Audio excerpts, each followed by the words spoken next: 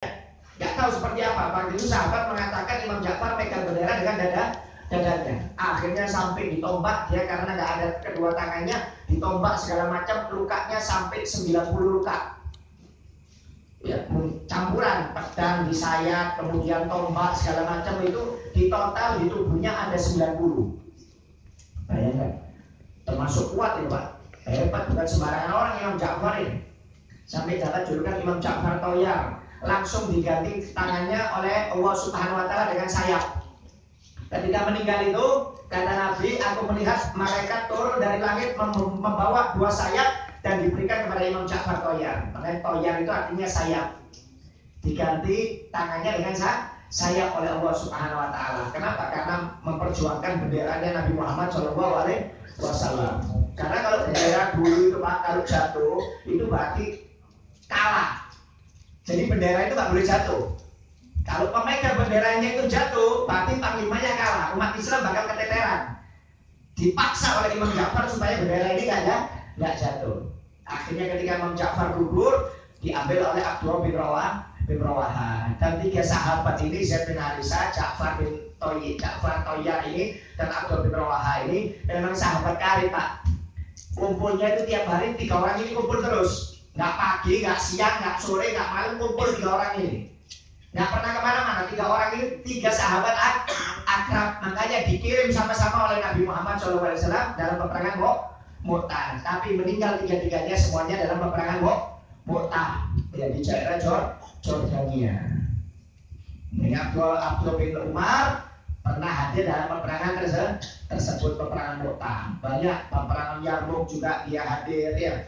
Dan Abdullah bin Umar ini, anaknya Sayyidina Umar bin Khattab ini, termasuk sahabat terakhir yang meninggal di kota Mekah. Umurnya 84 tahun. Jadi meninggalnya Abdullah bin Umar ini kurang lebih sekitar 70 tahun setelah meninggalnya Nabi Muhammad SAW. Jadi termasuk sahabat terakhir yang meninggal di kota Mekah. Umurnya panjang. Kenapa? Karena pada waktu dia menangi Nabi, dia masih kecil. Makanya umurnya panjang, dan sahabat terakhir yang meninggal di kota Mekah. Ya, dia meninggal di zamannya Al-Hajjaj. Ya. Al-Hajjaj ini pemimpin yang dolim, banyak bunuh sahabat, banyak bunuh tabiin dolim. Jadi waktu itu Hajjaj ini khutbah Jumat. Lama khutbahnya Pak. Khutbahnya lama. Ya. Akhirnya ditegur oleh Abdullah bin Umar. Wahai Hajjaj, matahari nggak tunggu kamu, tenggelam. Kalau khutbah yang normal, ya, karena ditegur di depan orang, marah Al-Hajjaj ini. Akhirnya dia nyuruh orang bayar, diriwayatkan suruh tombak Abdullah bin Umar, dan tombaknya suruh kasih racun. Akhirnya ditombak kakinya, dapat beberapa hari meninggal dunia Abdullah bin Umar. Al-Hajjaj, pemimpin yang dolim, tapi jasanya luar biasa. Kenapa? Karena Anda, kita semuanya bisa baca Quran karena jasanya beliau. Yang ngasih titik sama harokat itu Pak, Al-Hajjaj ini. Dulu Al-Quran itu Pak, zaman Nabi, zaman sahabat, gak ada titik, gak ada harokat. Harokat, jangankan harokat ya, titiknya gak ada. Tak, titik 2 di atas, Pak, titik 1 di bawah, ya, jim titiknya di perut, Ho titiknya di atas, Kof titiknya 2 di atas, Pak titiknya 1, Ya titiknya 2 di bawah. Itu zaman Nabi gak ada. Yang ngasih Al-Hajjaj. Kasih Ya titiknya 2 di bawah, kasih harokat, kasroh, fathah, itu yang ngasih Al-Hajjaj. Ya, kita aja yang ada harokatnya, ada titik, nggak baca A, E, U, kadang-kadang. Ya, apalagi nggak ada titik, nggak ada harokatnya. Jadi memang orangnya boleh malah Hajjaj syariful khomar, tukang zina, tukang bunuh, tapi jasanya terhadap Al-Quran tidak bisa dipungkiri juga. Ya. Jadi boleh malah Hajjaj ini. Ya, kalau ulama zaman dulu Pak, kalau negur pemerintah langsung. Ya. Kalau sekarang takut ulama mau negur pemerintah. Kalau zaman dulu itu nggak pakai takut, mereka langsung. Ya. Sampai pernah di Yaman itu ada seorang mufti Abdurrahman bin Muhammad al-Masyhur. Ya. Pernah sultan di zamannya menaikkan pajak Pak. Menaikkan pajak, padahal pajak itu dalam Islam nggak boleh. Dia naikkan pajak. Ketemu ini ulama di tengah jalan langsung ditempelin. Ini presiden loh ini. Raja. Gara-gara kebijakannya nggak betul, di tengah jalan langsung ditepilin sama ulama ini.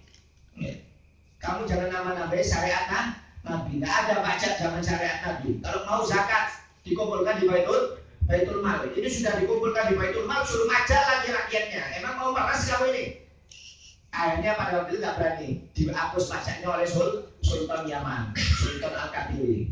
Bayangkan, coba Anda pilih presiden sekarang. Jangan macam-macam, bisa masuk penjara. Jangan presiden atasan kita aja ditempelin bisa dipecat kita.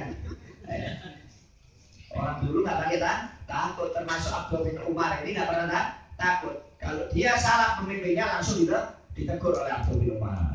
Ini banyak sekali ya sejarahnya tentang Abdullah bin Umar ini ya. Jadi Abdullah bin Umar meninggal ketika umur 84 tahun, meninggal di Mekah, termasuk sahabat terakhir dari Nabi Muhammad SAW yang meninggal di kota Mekah. Abdullah bin Umar ini. Beliau pernah berkata, aku mendengar hadis Nabi Muhammad SAW bahwasanya Islam itu dikuatkan atau dibangun atas 5 fondasi. Bunyal Islam ala khamsin. Islam itu bangun atas 5 fondasi. Rukun Islam. Ya. Jadi 5 fondasi ini harus kita kerjakan. Nggak boleh nggak? Kalau nggak kita kerjakan maka fondasinya nggak kokoh Islamnya. Contoh Pak, kursi itu berapa tiangnya? 4 ya. Kursi kan 4 kanan kiri ya, 2. Itu kalau ditaruh minuman, makanan kan kokoh itu kursi. Karena tiangnya 4. Coba ada potong 1 aja. Ada taruh piring, makanan, gelas, pasti akan roboh. Kenapa? Tiangnya dikurangi, nggak boleh.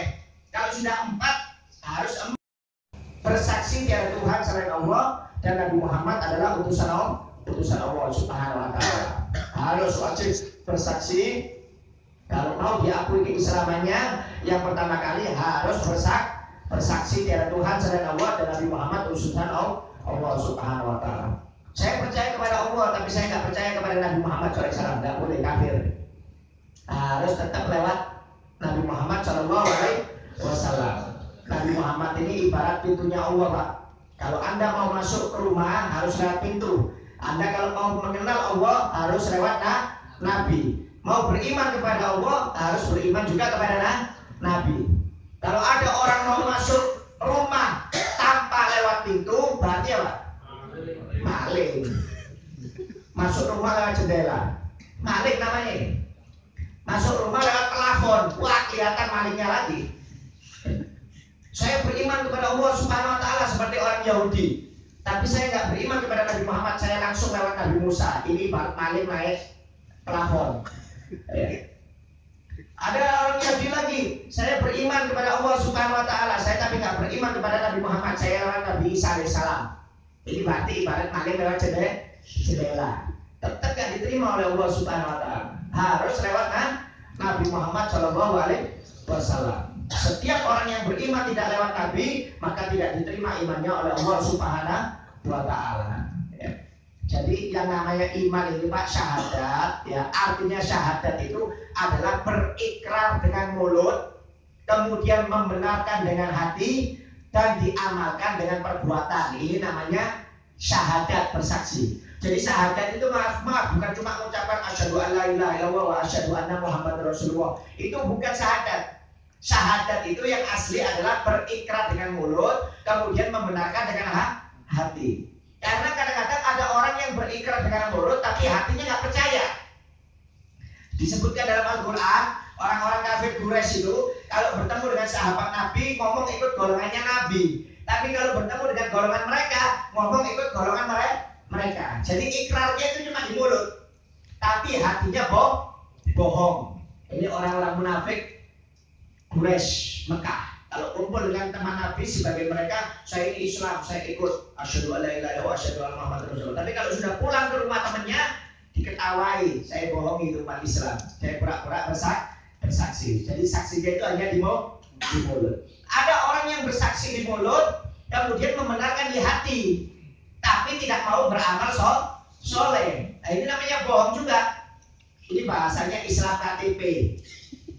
Ya, disuruh sholat nggak mau sholat, Suruh zakat nggak mau zakat, suruh puasa nggak mau puasa. Nah ini namanya Islam KTP aja. Mulutnya aja yang syahadat, hatinya percaya dengan Islam, dengan Nabi Muhammad, tapi tidak mau melaksanakan perintah Nabi.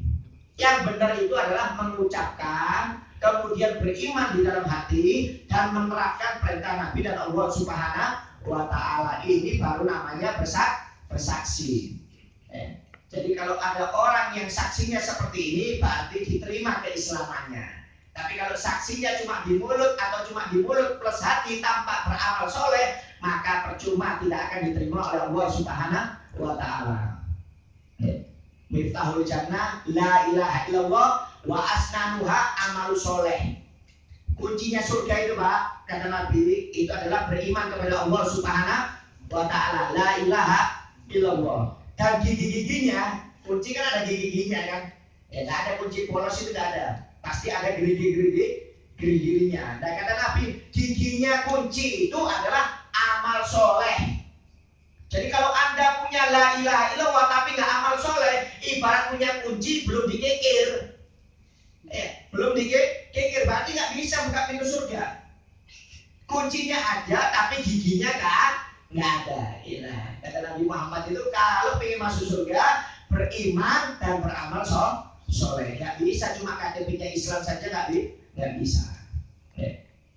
Kata Allah Subhanahu wa Ta'ala dalam Al-Quran, wal asr innal insana lafi khusrin illal ladzina amanu wa amilus sholihat. Kata Allah Subhanahu wa Ta'ala, demi masa. Kalau Allah sudah bersumpah itu berarti Allah bukan main-main, Pak.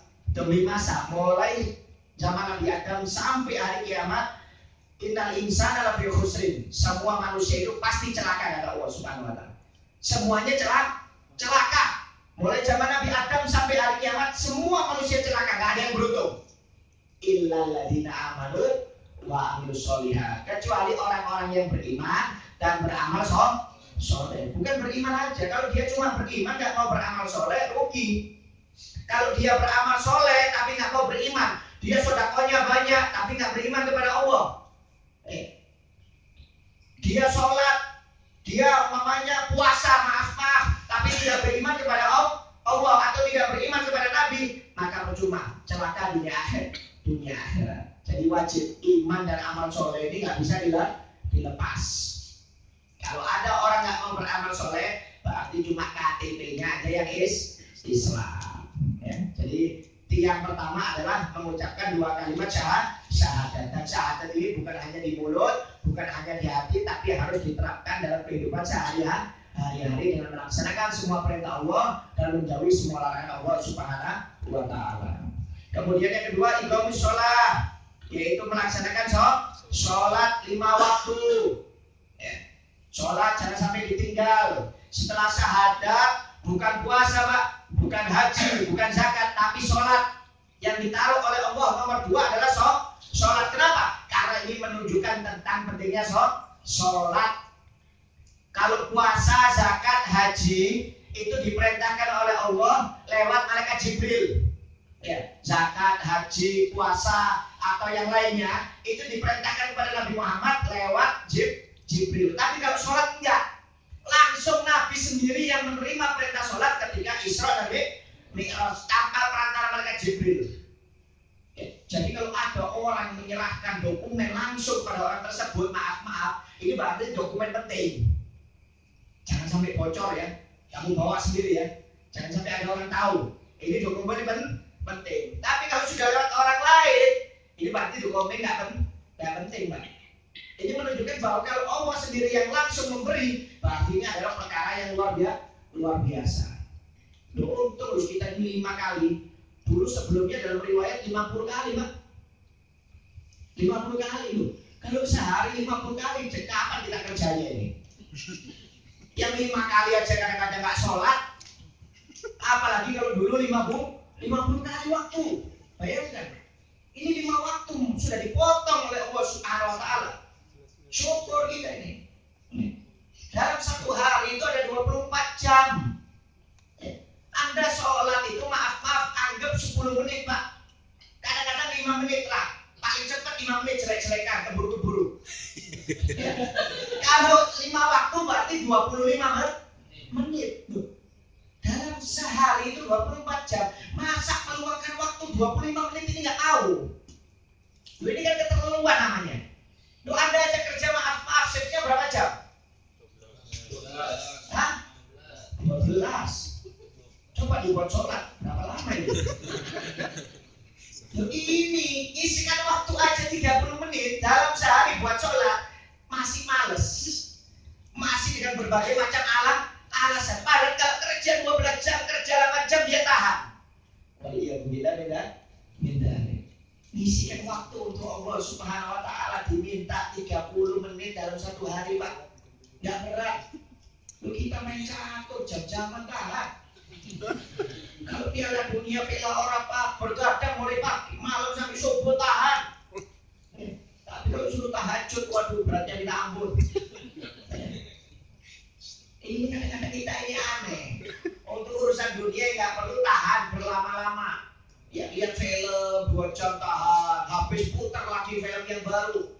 Apalagi India 3 jam 4 jam. Nggak bener-bener orang ini lihat film ini. Ya jangan rugi. Kenapa? Ini perintah dari Allah Subhanahu Wa Taala. Dan perintah yang pertama kali diwajibkan kepada Nabi dan kita adalah sholat, Pak. Sebelum zakat, haji, puasa atau yang lainnya, yang pertama kali diperintahkan kepada Nabi dan kita adalah sholat 5 waktu.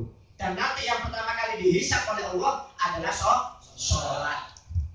Kata Allah, kata Nabi Muhammad SAW, awwalu ma yuhasabu abdu bihi yaumil qiyamah as-shalah. In wujidat tamat hubilat wasailul amali wa in wujidat naqisatan ruddat wasailu amali. Kata Nabi, yang pertama kali dihisap oleh Allah Subhanahu Wa Taala nanti di hari kiamat adalah sholat. Jika ditemukan sholatnya bagus, yang lainnya jelek, itu tetap dihitung bagus oleh Allah Subhanahu Wa Taala.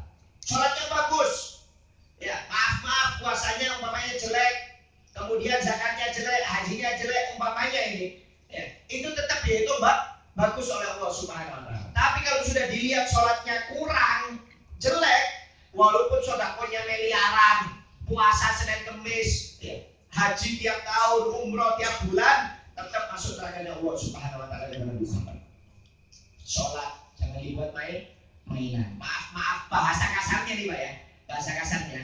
Anda bermaksiat, ahli maksiat, yang penting sholat jangan ditinggalkan. Bukan berarti Anda boleh maksiat. Ini bahasa kasarnya. Bahasa kasarnya, walaupun Anda ahli maksiat ya, yang penting sholat jangan ditinggalkan. Jangan dibuat mainan sholat. Ya. Sholat ini ukuran kita supaya kita menjadi orang yang selamat dunia akhirat. Anda kalau ingin lihat orang itu baik apa enggak, itu barometernya ukurannya dari sholat. Anda ingin lihat istri Anda, suami Anda, anak Anda, orang tua Anda orang yang baik, itu ukuran barometernya itu adalah sholat. Kalau sudah sholatnya bagus, insya Allah orang baik. Tapi kalau sudah sholatnya jelek, ini bakal berarti orang jelek. Hati-hati, karena Nabi aja keringatnya orang yang meninggalkan sholat dengan sengaja itu kalau menetes ke bumi itu bisa tandus sampai hari kiamat. Artinya apa? Kalau di rumah Anda ada orang nggak sholat, itu malaikat rahmat nggak bakal masuk di rumah kita. Artinya apa? Rumah kita nggak ada rahmat, nggak ada barokahnya dari Allah Subhanahu Wa Taala. Walaupun kita sholat. Makanya kata Nabi, jangan pernah memelihara orang nggak sholat. Nabi Muhammad pernah ditegur keras oleh Allah Subhanahu Wa Taala oleh Jibril, jangan pernah kamu berkawan atau memelihara orang yang nggak sholat, wahai Muhammad, kata Allah Subhanahu Wa Taala.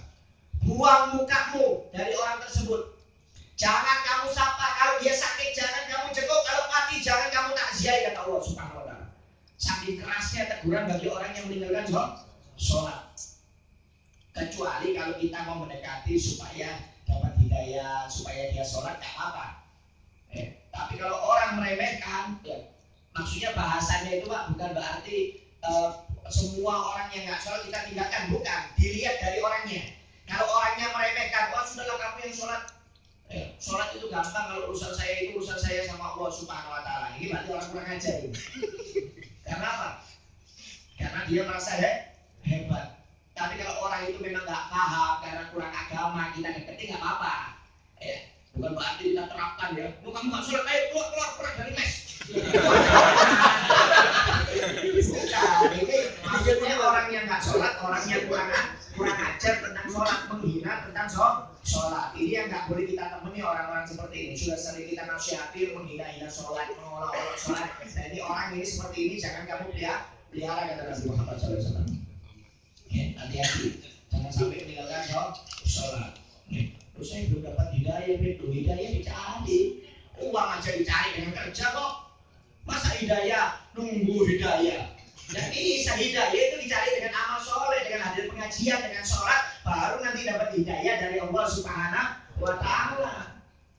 Kalau Anda hidayah nunggu, ya berarti nggak usah kerja, nunggu uang aja datang. Kalau memang uang itu datang bisa kepada kita. Hati-hati, jangan sampai pernah meninggalkan sholat.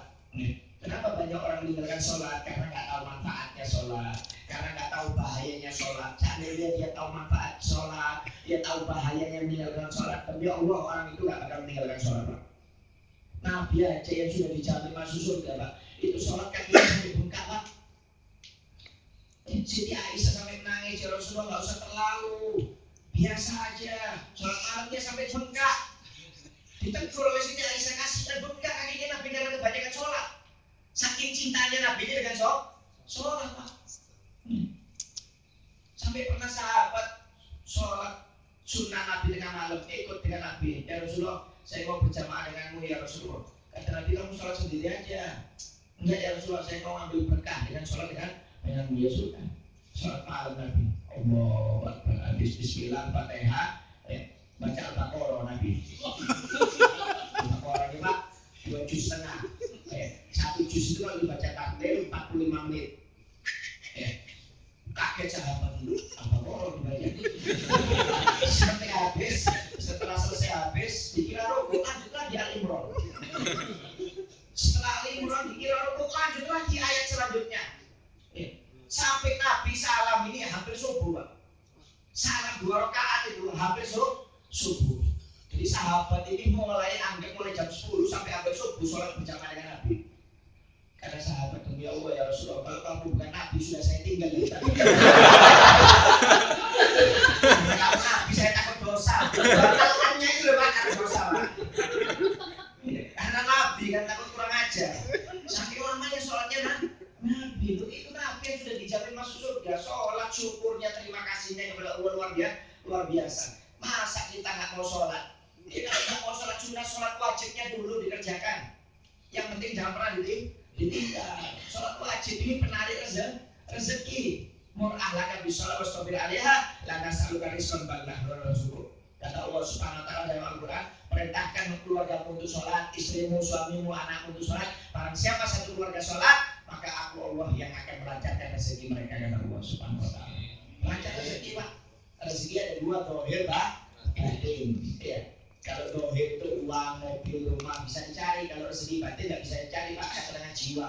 Berapa banyak orang yang uangnya miliaran, ya jabatannya tinggi, narkoba. Kenapa? Nggak ada ketenangan hati. Ke diskotik, minum-minuman, main perempuan, zina sana sini, uangnya banyak, jabatannya banyak. Kenapa? Nggak dapat ketenangan hati. Ketenangan hati itu nggak bisa dibayar Pak. Yang bisa memberi ketenangan hati adalah Allah Subhanahu wa Ta'ala. Jadi belum tentu. Anda lihat yang sholat 5 waktu di masjid itu Pak, maaf, rata-rata orang miskin. 70% lebih orang miskin, tidak ada orang kaya. Tapi mereka dikasih ketenangan jiwa oleh Allah Subhanahu wa Ta'ala. Kalau terlambat dengar adzan aja nggak langsung berangkat, mereka seperti orang bingung.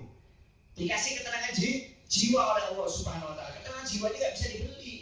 Walaupun mereka miskin, hidupnya biasa, pas-pasan, senang, cukup, alhamdulillah. Dikasih kekayaan hati oleh Allah Subhanahu wa Ta'ala. Jadi kalau ingin kaya, dohir maupun batin, itu adalah dengan sholat. Yang penting jangan ingin kaya loh ya. Ayo sholat itu supaya kita rezeki kita lancar, nggak boleh.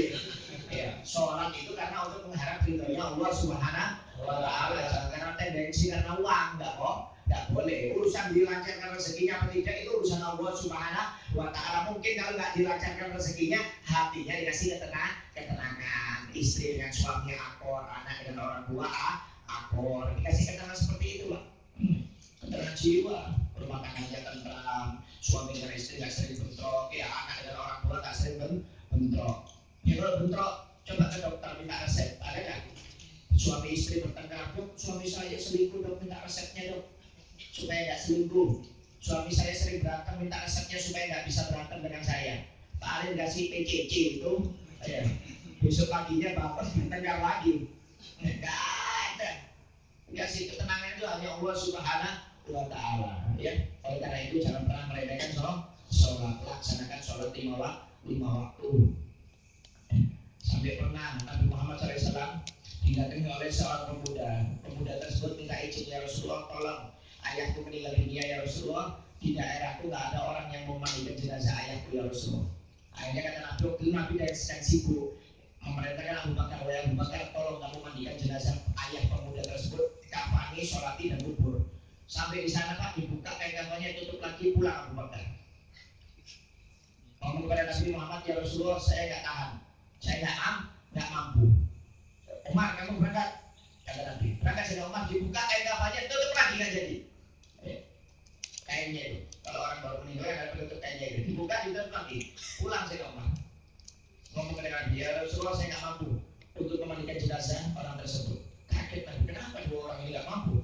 Akhirnya berangkat sendiri Nabi. Nggak tahu ketika dibuka Pak, kepalanya kepala babi, jasadnya manusia. Kaget Nabi, loh, ini muslim bapakmu? Iya muslim ya Rasulullah. Kenapa kepalanya diubah jadi babi hutan oleh Allah Subhanahu wa Ta'ala? Diubah jadi babi kemana? Apa jawabannya? Ayahku sering meninggalkan sholat ya Rasulullah. Tiap hari itu ada aja sholat yang ditinggalkan. Kalau nggak subuh ya isya, nanti ya zuhur ya asar, ada aja tiap hari yang ditinggalkan. Doa Nabi kepada Allah Subhanahu wa Ta'ala, dipegang oleh Nabi, mukanya kembali seperti semula. Habis dimandikan mau dikafani, balik lagi wajahnya seperti babi hutan. Akhirnya kata Nabi Muhammad SAW, barang siapa meninggal tidak bertobat kepada Allah Subhanahu wa Ta'ala dalam keadaan sering meninggalkan sholat, maka nanti di hari kiamat wajahnya akan diubah oleh Allah Subhanahu wa Ta'ala menjadi babi hutan. Jadi kalau kita di padang mahsyar, kalau ada orang yang kepalanya babi hutan, itu berarti tadi itu sholat. Orang yang meninggalkan sholat, yang bilang jangan dibuat main-main. Kalau pernah dulu meninggalkan sholat, tobat jangan pernah diulangi dan dikodok, diganti sholatnya. Menurut Imam Syafi'i nggak boleh, jangan dibikin main-main Pak. Satu kali sholat ditinggalkan, kata Nabi 500 tahun diulangi. Nah kalau sehari 5 kali 2.500 tahun. Nah kalau sebulan setahun dia meninggalkan sholat, tinggal kalikan aja. Satu sholat 500 tahun di neraka lah. Waliyahulillah min dzalik. Kita aja sakit gigi 3 hari 3 malam nggak bisa tidur. Mau macam-macam di nerakanya Allah selama 500 tahun. Makanya jangan dibuat mainan. Sholat kerjakan. Paksa. Jangan nuruti setan, jangan nuruti hawa nafsu, paksa. Nanti kalau sudah kita paksa, itu akan terbiasa Pak. Memang harus dilawan, hawa nafsu ini harus dilawan. Bahasanya itu harus disapi. Bayi kalau sudah umur 2 tahun jangan nyusu terus, nggak boleh, harus disapi. Kasih susu botol. Begitu juga kita ini kalau nuruti hawa nafsu, jangan dituruti terus, harus disapi. Kalau dituruti terus ya bahaya. Bayi kalau sudah nyusu lebih dari 2 tahun, susunya rusak Pak, nggak boleh.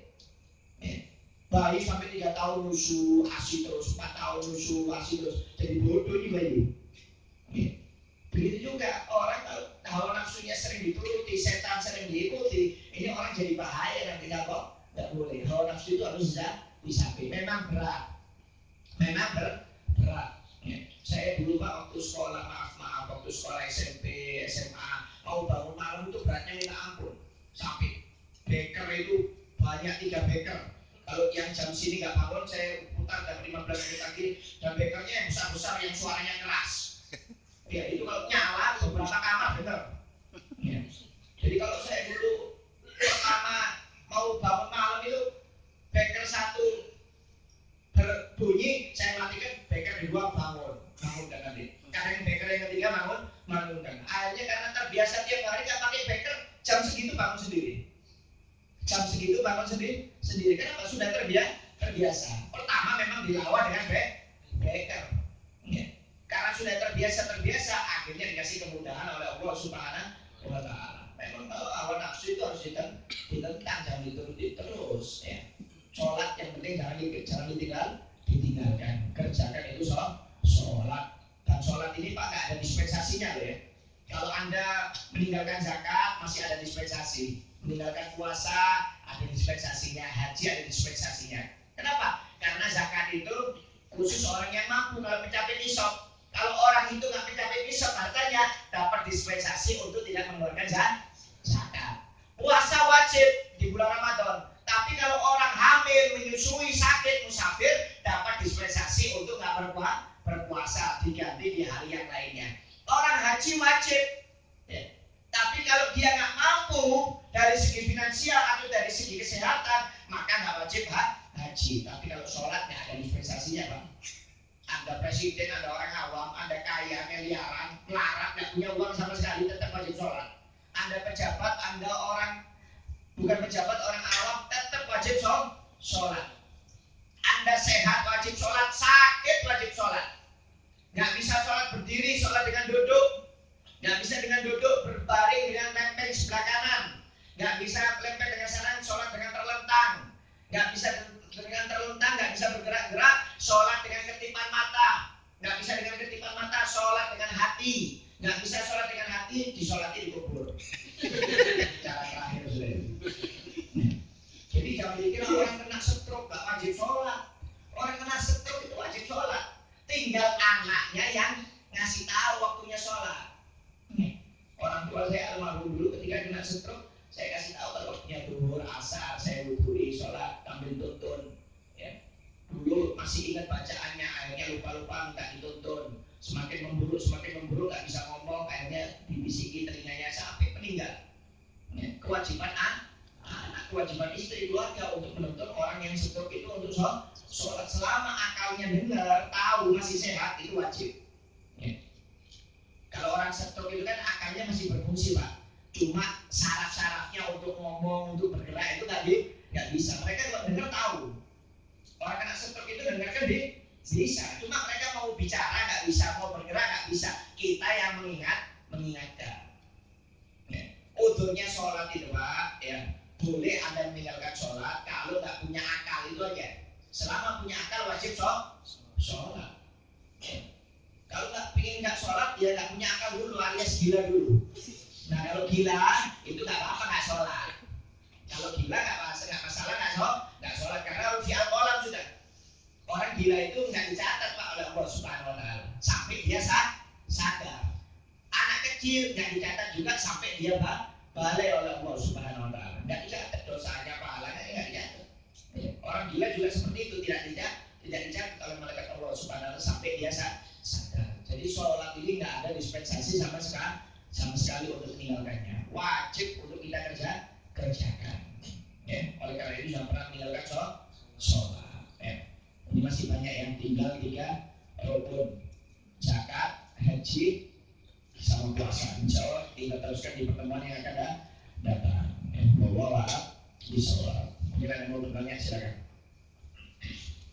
Yang mau bertanya? Waalaikumsalam warahmatullahi wabarakatuh. Mohon maaf nih, yang lebih diutamakan untuk sholat berjamaah ini ya, di rumah atau di masjid? Soalnya saya punya anak masih umur 2 tahun setengah. Saya ingin membiasakan anak saya untuk bisa sholat berjamaah. Sedangkan anak saya hiperaktif. Saya takutnya kalau berjamaah ke masjid mengganggu jamaah yang lain. Makanya saya ajak berjamaah di rumah sama-sama. Nah, sikap saya bagaimana? Jadi, jadi gini ya, kalau laki-laki itu afdalnya di masjid. Sholatu rajuli fi baitihi afdalu illa sholatu rajuli afdalu min sholatihi fil masajid illa maktubah, kata Nabi Muhammad SAW. Sholatnya seorang laki-laki di rumah itu lebih afdal daripada di masjid kecuali sholat fardu. Nah, kecuali sholat fardu. Jadi kalau sholat fardu itu afdalnya tetap di masjid kalau laki-laki. Jadi bagaimana sikap kita? Sikap kita istilahnya cukup istri yang mengajarkan anak di sholat di rumah. Atau ketika kita nganggur mungkin sholat sunnah, anak suruh ikut sholat sunnah. Tapi kalau itu anak sudah istilahnya bahasanya sudah bisa dikontrol untuk dibawa ke masjid, nggak ada permasalahan. Karena anak itu diajarkan sholat kan memang umur 7 tahun. Kalau 10 tahun nggak sholat dipukul. Tapi kalau kita membiasakan sebelum 7 tahun itu lebih afdol lagi. Jadi kalau istilahnya bawa anak memang ke masjid itu Pak, kalau anaknya hiperaktif, ganggu masjid itu nggak boleh dalam Islam. Nggak boleh karena mengganggu kehusukan orang yang sholat di masjid. Jadi cukup Anda nanti mungkin ketika sholat sunnah ajarkan anak itu untuk sholat sunnah berjamaah dengan Anda, nggak ada masalah. Mungkin istri sholat di sana ajarkan berjamaah dengan istri. Andanya tetap ke masjid. Nanti kalau anak ini sudah bisa dikontrol, ya kira-kira umpamanya sholat dengan sholat sunnah dengan Anda, sholat fardu dengan istri sudah bisa enak diatur, Anda bawa ke masjid nggak apa-apa. Tapi selama belum bisa diatur jangan dibawa ke masjid. Jadi afdolnya tetap kalau laki-laki di masjid. Ya. Abdullah sahabat Nabi Abdullah bin Maktum, ya, itu sahabat yang buta Pak. Buta, tua, kemudian sendirian sebatang kara. Dia kalau berangkat ke masjid itu pakai tongkat, nggak ada yang nuntun. Keluar dari rumah itu kadang-kadang banyak binatang buas. Kalau nggak ular, ya kadang-kadang kalajengking, sering dia. Akhirnya dia lapor kepada Nabi, ya Rasulullah, aku ini sudah tua, kemudian mataku buta, nggak ada yang nuntun aku ke masjid. Kemudian kalau aku keluar dari rumah, kadang-kadang banyak binatang buas. Apakah udzur bagiku ya Rasulullah untuk tidak sholat berjamaah di masjid, tapi sholat di rumah ya Rasulullah? Ya, tetapi apakah kamu dengar adzan dari rumahmu? Dengar ya Rasulullah. Kalau begitu nggak ada udzur. Walaupun kamu buta, walaupun kamu tua, walaupun banyak binatang buas, tetap kamu berangkat ke masjid kata Nabi Muhammad SAW. Apalagi kita, ya yang muda melihat sehat, terus nggak mau ke masjid, rugi. Biasakan sholat berjamaah. Ya. Kalau memang nggak bisa di masjid, berjamaah dengan istri. Yang penting jangan sholat sendiri. Biasakan. Kalau nggak terbiasa, ya anggaplah maghrib dengan isya dulu berjamaah. Tapi kalau bisa naik, ya mulai duhurnya, asarnya, subuhnya. Yang penting jangan sholat sendiri. Walaupun 2 orang, nggak ada masalah. Berjamaah itu minimal 2 orang. Kenapa? Kalau Anda sholat berjamaah, itu insya Allah pasti diterima pahalanya oleh Allah Subhanahu Wa Taala. Tapi kalau Anda sholat sendiri, belum tentu diterima pahalanya oleh Allah karena sesuai kadar kehusukan kita masing-masing. Maaf Pak, kita kalau sholat banyak khusyuknya. Sudah syariatnya, bacaannya banyak salah, khusyuknya lagi tambah nggak ada. Paling khusyuknya 5%. Itu kalau 5%, mungkin di bawah 5%. Ya. Jadi sholat itu kata Nabi disesuai kadar akal kehusukannya. Kalau khusyuknya 5%, sholatnya yang diterima 5%. Tapi kalau berjamaah, itu kata Nabi dilihat. Kalau makmumnya jelek semua, imamnya bagus, tetap diterima sholatnya makmum berkat imam yang bagus. Kalau imamnya jelek, makmumnya jelek, ada makmum yang bagus satu, maka sholatnya imam dan makmum yang jelek lainnya diterima oleh Allah berkat makmum yang bagus. Semuanya jelek sudah terakhir ini. Imamnya jelek, semua makmumnya juga jelek. Nggak khusyuk, syariatnya nggak jelas, bacaannya tetap diterima oleh Allah berkat berjamaah kata Nabi Muhammad SAW. Ya, jadi kalau bisa itu tetap berjamaah dan di masjid kalau bisa. Ya, pahalanya besar. Nanti kita bahas. Saya lupa di sini sebenarnya ada pembahasan masalah sholat berjamaah pahalanya besar. Nanti insya Allah kita bahas lagi panjang lebar ini. Intinya kalau laki-laki kalau bisa berjamaah di masjid dan kalau bisa jangan sholat sendiri. Kalau bisa sholat berjamaah pahalanya besar. Ya. Kata Nabi Muhammad kalau sholat sendiri pahalanya 1 derajat, kalau berjamaah 27 derajat. Ya Pak, 27 derajat. 27 derajat itu kalau dalam, saya kalikan dulu ya. Kalau dalam 1 hari Anda sholat 5 waktu, ya, berarti Anda mendapatkan 135 derajat. Orang yang sholat sendiri dalam 1 hari cuma dapat 5 derajat. Kalau dalam 1 bulan Anda sholat 5 waktu, ya, terus menerus, berarti Anda mendapatkan 4050 derajat. Orang yang sholat sendiri hanya mendapatkan berarti 150 derajat aja. Bayangkan bedanya 3900 derajat dalam 1 bulan. Belum 1 tahun ini. Artinya apa? Orang yang sering sholat berjamaah jelas derajatnya nanti di surga lebih tinggi daripada orang yang sholat sendiri kata Nabi Muhammad SAW. Oleh karena itu jangan pernah meninggalkan sholat berjamaah ya kalau bisa. Bahkan dalam riwayat Nabi mulai diwajibkan pertama kali Isra Mi'raj sholat sampai meninggal dunia Pak, Nabi nggak pernah sholat sendiri. selalu berjamaah. Anda lihat dalam hadis manapun, Nabi mulai pertama kali diperintahkan sholat sampai meninggal dunia, itu Nabi nggak pernah sholat sendiri, mesti berjamaah. Kalau nggak di masjid ya dengan keluarganya, istrinya Khadijah, anaknya Fatimah atau yang lainnya. Intinya jangan pernah sholat sendiri. Ya. Tapi kalau terpaksa nggak ada masalah. Tapi kalau bisa sholat berjamaah. Ada lainnya? Caranya? Waalaikumsalam.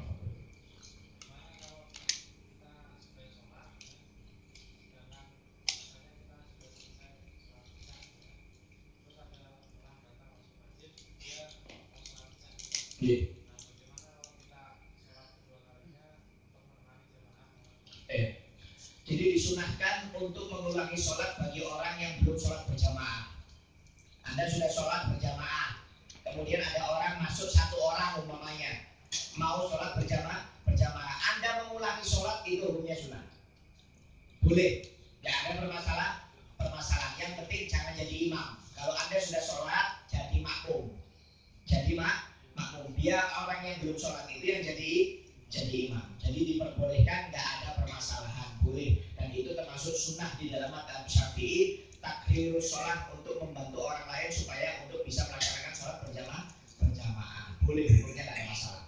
Atau Anda tadi sholat sendiri, umpamanya sholat sendiri, setelah selesai salam, duduk-duduk, nggak taunya ada teman Anda sholat berjamaah, Anda ulangi lagi, itu sunnah. Sunnah. Jadi kalau Anda sholat sendiri, ulangi berjamaah, itu sunnah. Atau Anda membantu orang lain untuk berjamaah, itu juga sunnah. Ya, nggak ada permasalahan bagus. Ya. Kalau perlu standby terus di masjid. Kalau ada orang sholat sendiri, nanti ketika off ya, ketika kerja, bahaya nanti. Ketika kerja cukup sholat langsung berangkat lagi kan. Ada lainnya? Waalaikumsalam.